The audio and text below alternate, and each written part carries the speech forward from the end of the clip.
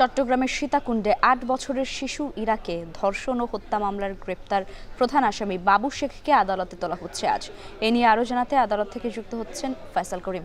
ফয়সাল, আসামি বাবু শেখকে কয়টা নাগাদ আদালতে তোলা হবে জানতে চাই, এবং আরেকটু জানাবেন যে আদালতের বাইরে নিরাপত্তা কেমন দেখছেন।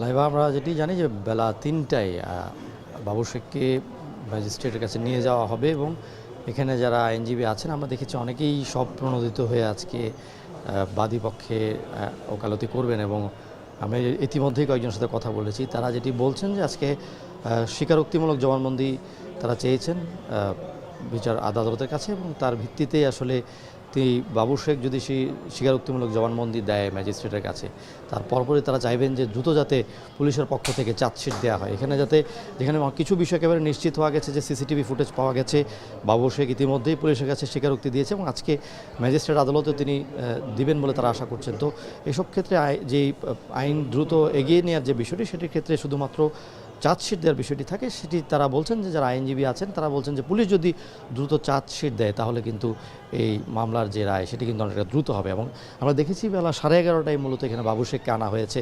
তারপর থেকেই তিনি এখানে যে কোর্ট পুলিশের যে পরিদর্শকের কার্যালয় তাকে কিন্তু নিরাপত্তায় রাখা হয়েছে।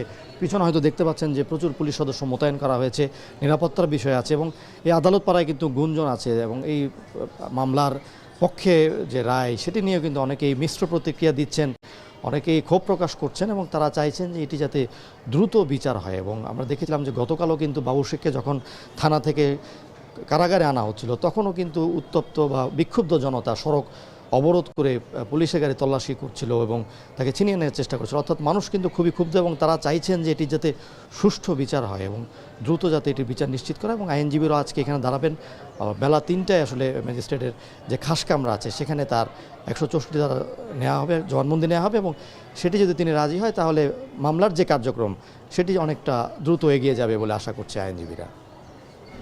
চট্টগ্রাম আদালত থেকে যুক্ত ছিলেন ফয়সাল করিম।